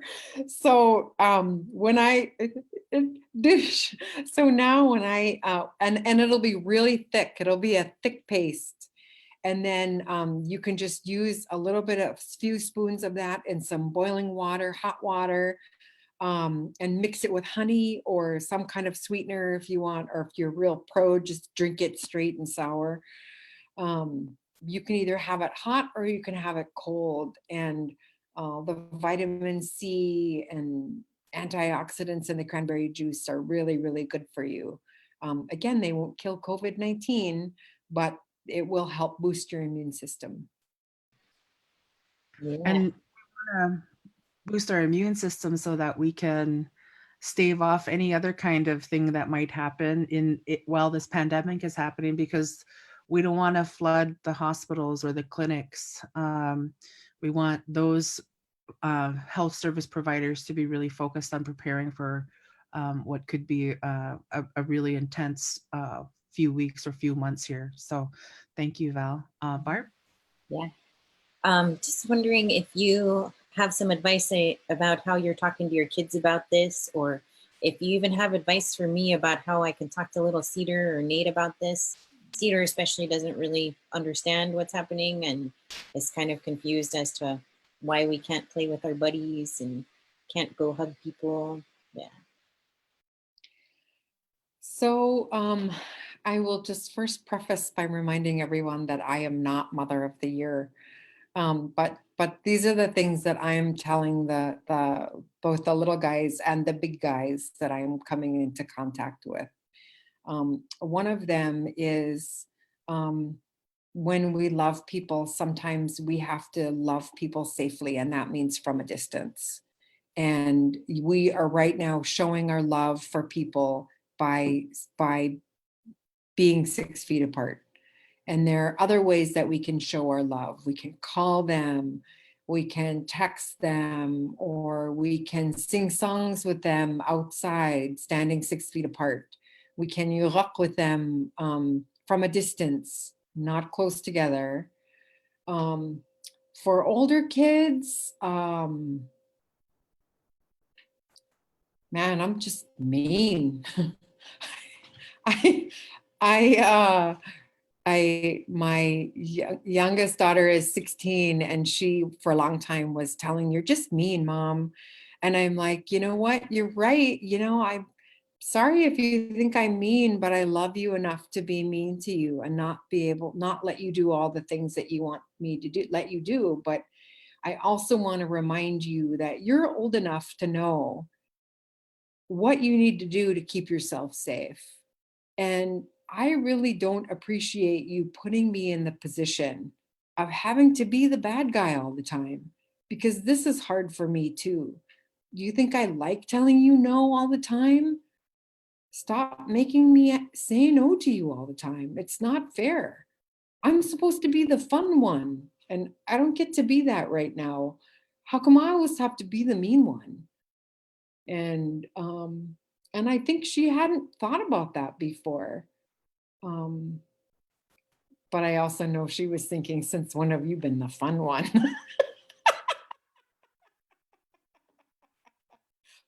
Meanie.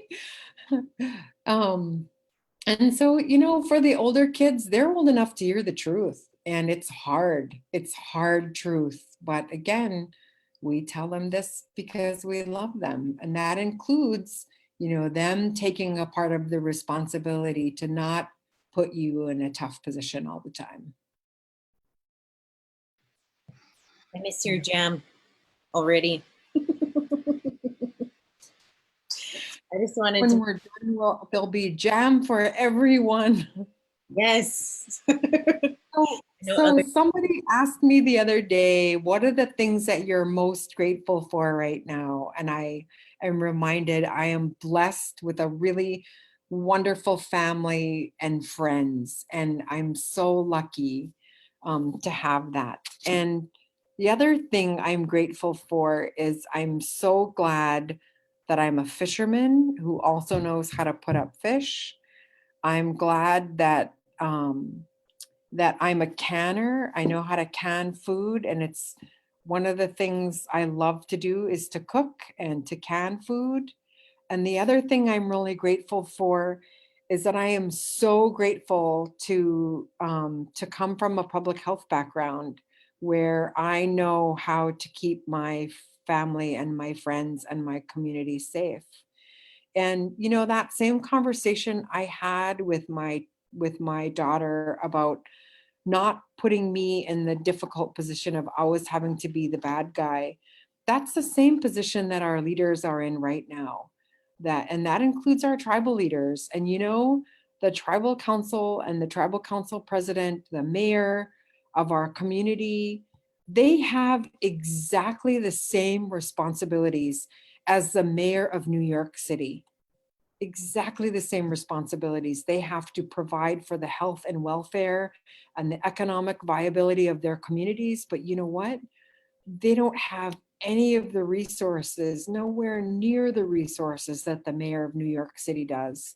And so we need to cut them some slack and listen to the rules that they are asking us to do, so that they can spend their time planning for the next step and not planning for enforcement.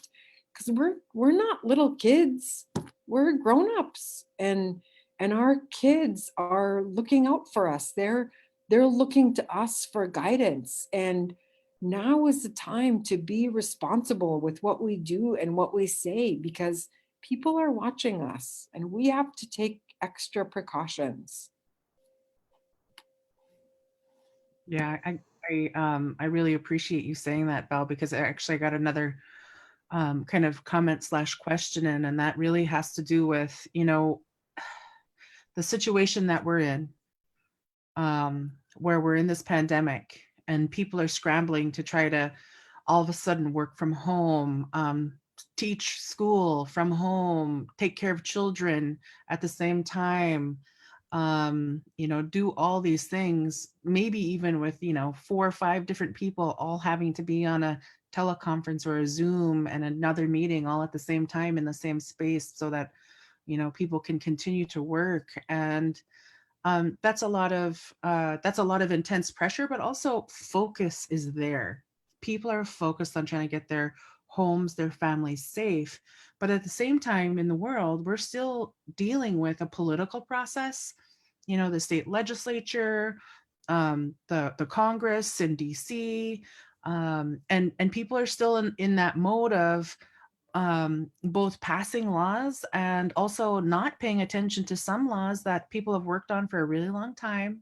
And their attention may be diverted, but there's also other things happening that I think when we are in this mode of surviving, we might lose focus of all the other things that are happening out there. But you know, this is an election year. This is 2020 census year, and these things are really big deals for our Native community. So, you know, how can you juggle all of this responsibility in terms of getting your household safe, being focused on protecting life, but also know that these systems that were inequitable before this is just exacerbating that. And so we can't lose footing in our advocacy for our communities. So what are some of the things that you want to share about that? And I would also ask that of you, Val, but also to Wáahlaal Gíidaak, who's our Policy Center Director at First Alaskans. Maybe let's go to Wáahlaal Gíidaak first. Okay. So the beautiful part about being forced to be at home and doing what's right for our community and for our people is that a lot of us have access to the internet, and more of us are on the internet and kind of watching and paying attention to social media than we used to. And I know that a lot of people who are getting their messages out there are really focused and hyper-focused on what we can do on social media at this point. I mean, look what we're doing right now. We're hosting a coffee time with Valerie Davidson on a Sunday, and we haven't gone, or we haven't dipped below 80 people yet in terms of the people who have been on here. And you know, it's reached upward of 150 people. And there's plenty of opportunity for those messages to be shared via social media, and for us to continue to maintain some level of awareness as to what's going on politically. And I know that a lot of our people are sharing stuff.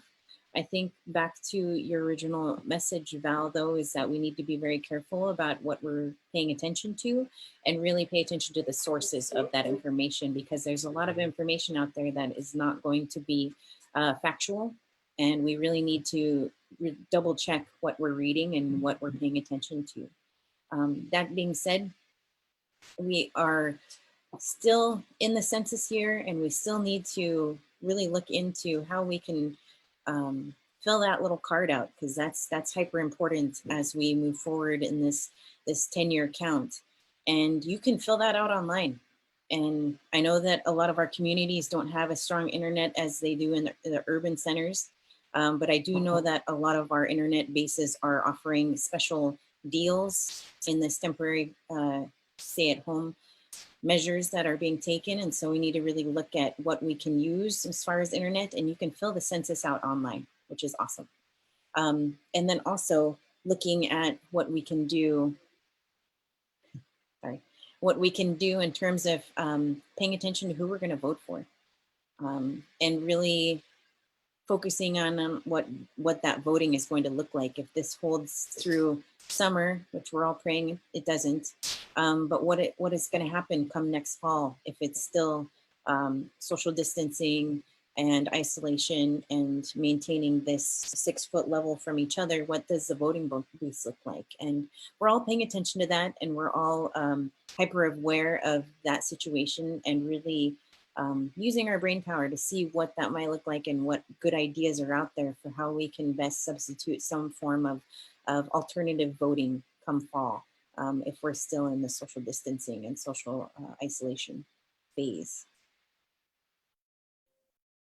Those are great tips.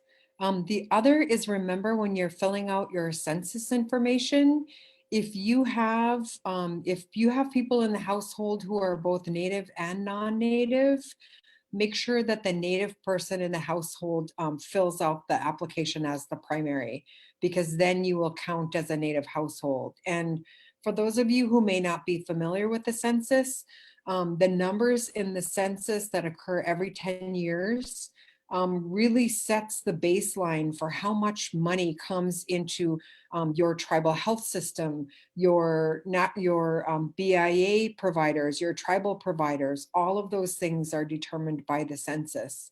It also has an impact on voting districts. So when you're filling out that application, make sure that the person who fills it out as the head of household is a Native person, if you have a mixture of Native and non-Native people in the house. It's also important that you list your tribe, and there, I think AFN and other organizations have a really great list of how to list your official tribe. The other is when you're choosing race, it's really important to choose Alaska Native or American Indian if it's true, not if you're not, but and not choose the other races. Even though you might be both. Like for me, I did my census for our household, and I am both Yupik and I'm Gusuk, not Yupik.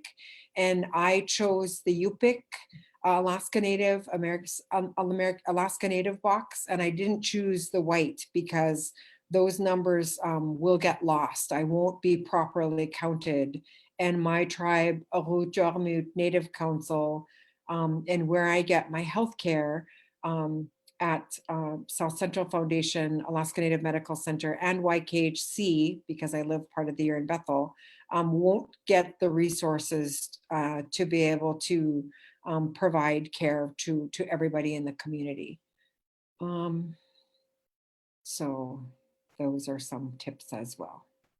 Yeah, those are really important because, you know, some of the things that I think people, you know, people self-identify on the census. And as Native people, our relationship with the federal government is one that has a political status, and that's our connection as Indigenous peoples and as citizens of tribal nations. And so filling out the census form is not just about what race we are, even though that's how it's worded on the census form.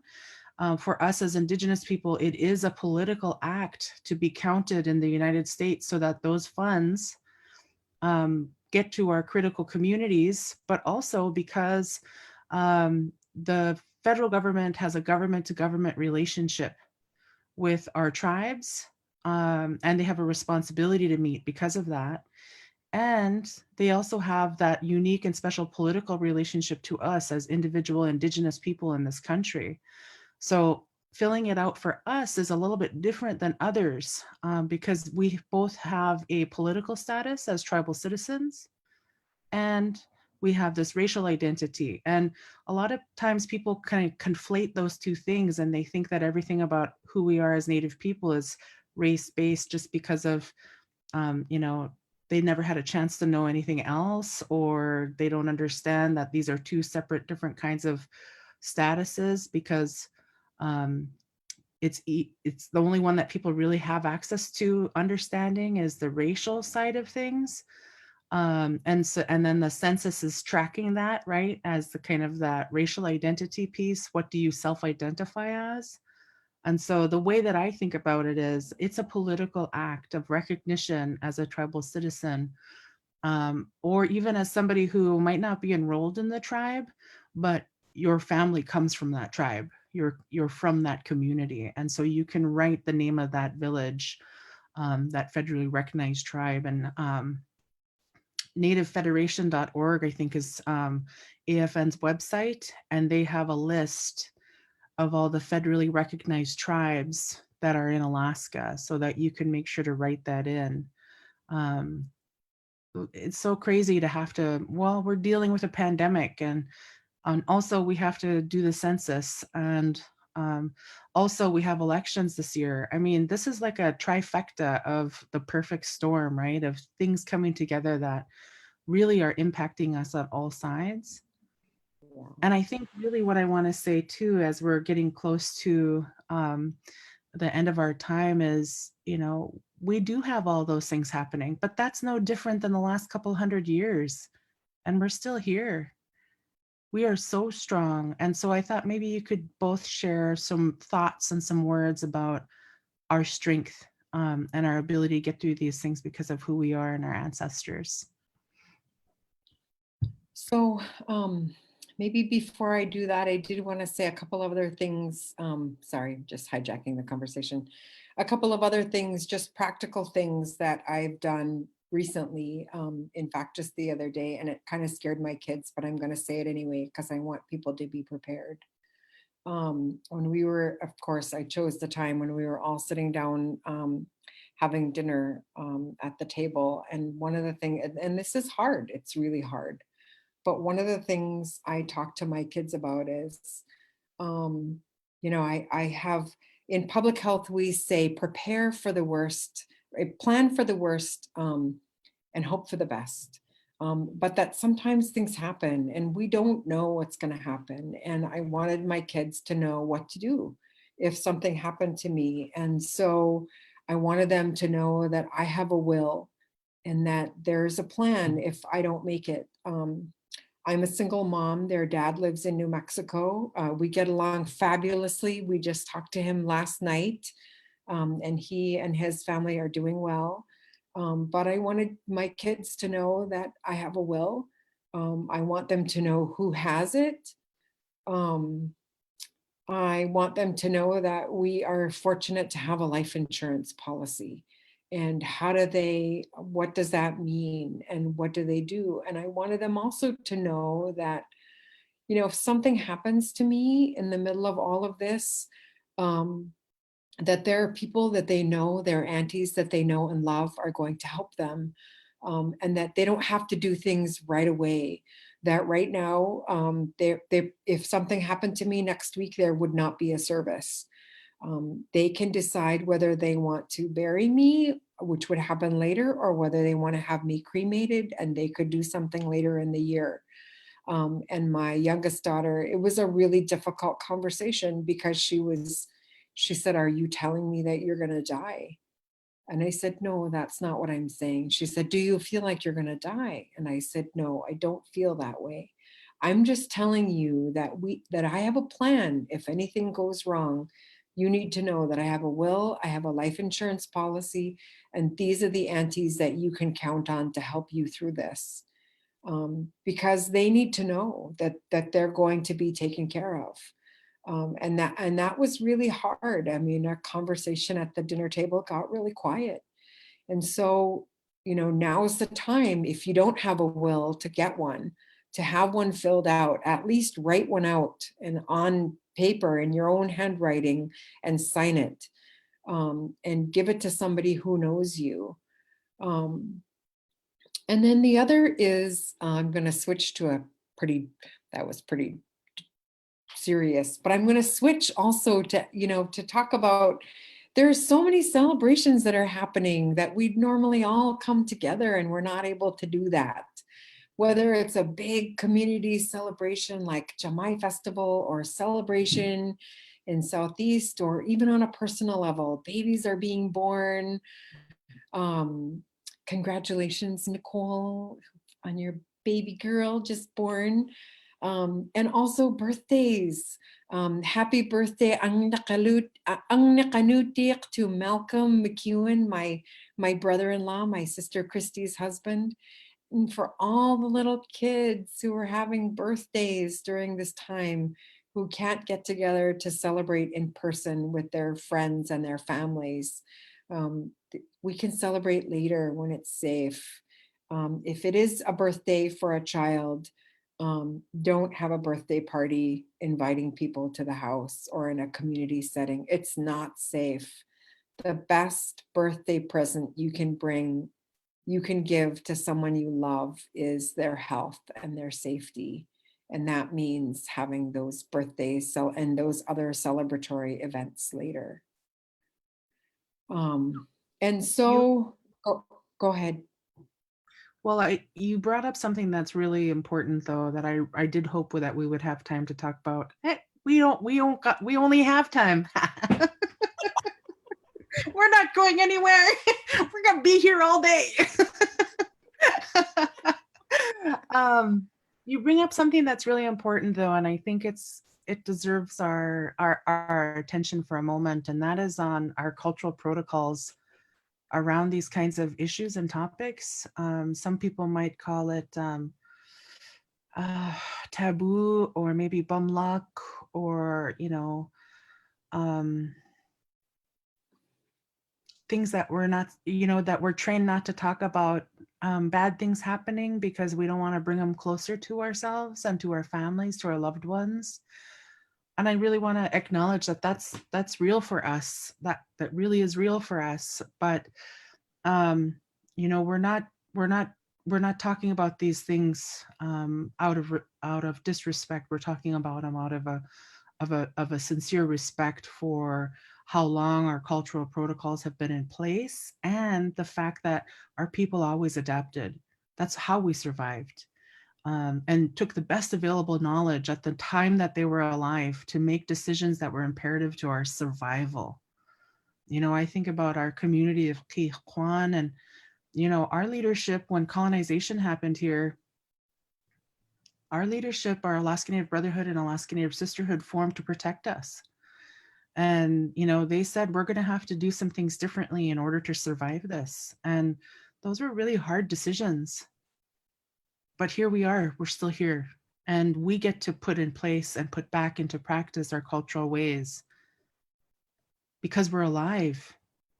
And so it's really hard. It does change the way that we might want to celebrate and hold up our loved ones who are hurting, celebrate our children, our love for our children. And, the end of the school year means graduations and prom and all these things that are such milestones that they've worked so hard to get to. And it's a lot to ask. But the alternative is unthinkable. And so I just really wanted to acknowledge that our cultural protocols also gave us the ability to make best in time decisions, and to think about not what we're experiencing in the moment and what we're sacrificing and what we might miss out on, but to think about, the next 20 years, the next 30 years, the next couple generations down the road, or 7 generations down the road in terms of our decision making, so we could still be here, and we could still put those practices in all kinds of different ways. We don't have to let them go. We just have to change them to accommodate where we are. So I just really wanted to thank you for bringing that up. That's a very personal and real thing, and it's hard to think about, and we have to. Mm-hmm. So. Well, and all of the things you said are exactly right. That we make the best decisions we can based upon the information that we have. And you know what? We want everybody to make it. And if we don't do physical distancing, if we don't disinfect and wash our hands constantly, then what's going to happen is about half of us are going to make it. And we need all of us to make it. And yeah, sometimes it's not fun. I mean, I want to go out and hug everyone I see because I'm a hugger, but I can't. There's a clear theme here. Everyone's going to get extra hugs when this is all over, unless you're not a hugger, and then I will not hug you with my whole heart. But yeah, I mean, just having that conversation with my kids of, you know what, you need to do what's right for you. Don't worry about me. There's no right way to do it, but you have aunties that you can count on, and they know that too. And then they'll look out for you, and you're strong, and you're my greatest accomplishment. And what I am most proud of is who you are as people. And that's what's going to carry you through. And you know what? If something happened to me, I would live forever in through you and through your children, just as your Amau, who's behind me right here, lives in all of us today. And that's what she would say if she was here, is, take care of each other, be good to each other. Gunalchéesh, how Quyana pak Quyana cakneq. Newton. Janan. I'm trying to think of all the words that I've had the opportunity. Anapase. Anamase. I just have overwhelming feelings of gratitude. We've been talking for a couple hours now. God. A minute has gone by, but I Gee, think we sure can talk. you know how to visit. What snuchta? How do you say again? Snichtak. Snuchta. We're doing it now. We're just doing it virtually, and we're doing it with hopefully all of our loved ones out there who've been commenting up a storm and sending all their love. And I wish I could just shout out to everybody. So I really appreciate everyone who tuned in. I really want to lift up the fact that we have been here for over 10,000 years. Our people, strong people, our lands, our waters, our animals, they've been with us this whole time. You want to share any kind of thoughts about our strength as Native people and the things that help us get through these hard times? I would ask both of you as a good way of having some closing, good, strong thoughts. Okay. Wáahlaal, you want to go first? Okay.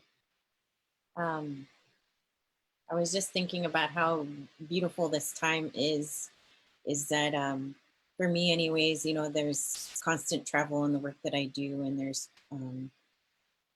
there's a constant motion to life with events and things we have to attend and places we have to go and people we have to see. And this time for me and my family has really hyper-focused the ability for us to stand still and be amongst each other and be with each other and really get that opportunity to really slow down a little bit and take the time it takes to pick up my beadwork that I haven't picked up in a couple years and show a few stitches or teach a few tlingit or hadkil words to the kids so that they can gain a better understanding of who they are. And all of the opportunities that come with this time to reconnect to who we are, to reconnect and reground ourselves and see the opportunity and the beauty of this time that we get, this privilege that we get to be with our families, immediate families anyways, and to have this technology to keep us connected is so amazing. Because I cannot imagine what it was like for our ancestors to have to go through something similar but not have this connectivity with one another in the way that we do now. And so I'm so thankful for the sacrifices made by our ancestors that allowed us to be here today and allow us to uphold that strength with our families and with each other so that we can continue on. Because as you said, Val, we all have to continue on. We all have to uplift the strength and the beauty of our culture and who we are and keep that moving forward. And I'm thankful for that. Hoa, Gunalchéesh, Janan.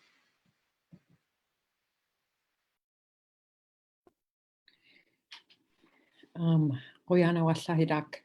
So I just want to close with a couple of thoughts. One is just a reminder of my grandmother, the greatest lesson that I learned from my grandmother, which is if you lead with love, you will never stand alone. And thanks to technology, we were able to stand together, even though we're all more than 6 feet apart, which is even better than just 6 feet apart. And also the fact that, when we're trying to make do with what we have and not go to the store as much as we can, I've just been telling my kids, we're just going to pretend we're at fish camp, or pretend you're at moose camp, or pretend you're at, summer camp or spring camp or goose camp or muskrat camp or whatever kind of camp you have. Just pretend you're at camp and just make do with what you have. And that includes people. That includes people. Make do with what you have. And it's a chance, like you said, Wáahlaal, Gíidaak, to be able to reconnect with the people we love the most, and spend meaningful time and good time with each other. And remember, recess is important to walk away from each other when you need to take a break. Love each other from a distance. Really, I'm not kidding. And then also just remember that one of the things that helps me is I just constantly remember that, you know what, we do the best we can and we make the best decisions we can based upon the information that we have at the time and in the moment. And, you know, maybe a year from now, heck, an hour from now, we may say, oh my gosh, I made that mistake. We shouldn't have done it that way. But you have more information later. And being good to each other also means being good to yourself. And we do make mistakes. I make mistakes all the time. You know, as the other day, I was my youngest daughter came to me and she said, you're not paying attention to me. You're on your phone all the time. You're always checking what's happening on the news and you're not paying attention to me. And you're not paying attention to me and I don't like it. I miss you, which was really shocking to me that we're in the same house and we're physically in the same space. And you know, it was a really humbling moment to hear her say that. And I told her, I said, but I'm just trying to get as much information as I can to make sure that you're safe. And she said, but I need you. I need you to pay attention to me. I need you to put your phone down and pay attention to me. And I said, I'm so sorry. I felt so bad. And I told her, I said, I need you to help me say it exactly like that. Because if you tell me, hey, look at this, and I'm not paying attention right away, you actually have to say to me, Mom, it's happening again. You need to pay attention to me. I need you. You're my mom. I need you. And I said, because I realize you don't have your friends. You don't have your usual social network of people you can count on. And so, poor thing, unfortunately, I'm it. And your sister and your cousin and Grandy and Uncle Charlie.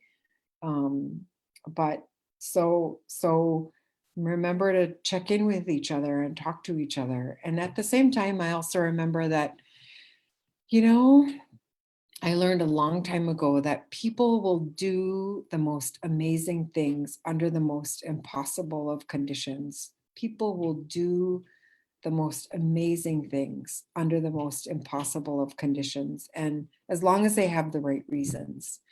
And children and families and community are always the right reasons.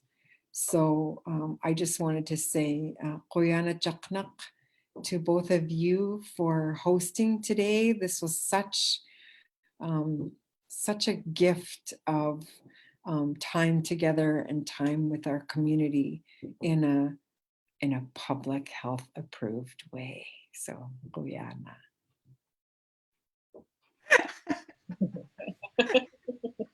Okay. Good one, good one. I just really want to appreciate both of you. Like we said when we started, we're just navigating a new technology world that we have to traverse in a really short amount of time. And here in my community, Barb, you're in Juneau, Val's in Anchorage.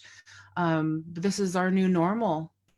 And we have to have patience with each other and try to figure out the technology so it works well. And I think we kind of navigated this pretty good technology wise. If other people are interested in learning how to do it, we'll definitely share our experience so that you have a shorter learning curve than we did. Also, just really want to thank all of you for tuning in and spending your Sunday afternoon with us for this coffee time with Val. now that we have this one under our belt, we are going to hopefully be able to do more with more guests. So if you guys think of people who would be awesome to have coffee time with, drop their names in the comment thread. I feel like we're going to be able to do this a lot more just in terms of different ways of connecting with our community.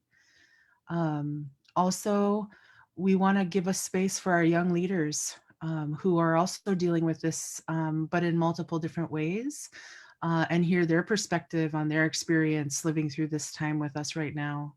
Our elders, our other relatives from different racial backgrounds who are here and now call Alaska home as well.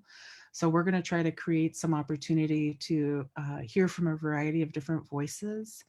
And also, I just really want to appreciate too that this is a hard thing for all of our organizations, our tribal governments, our nonprofits, our Native regional associations and consortiums and health consortiums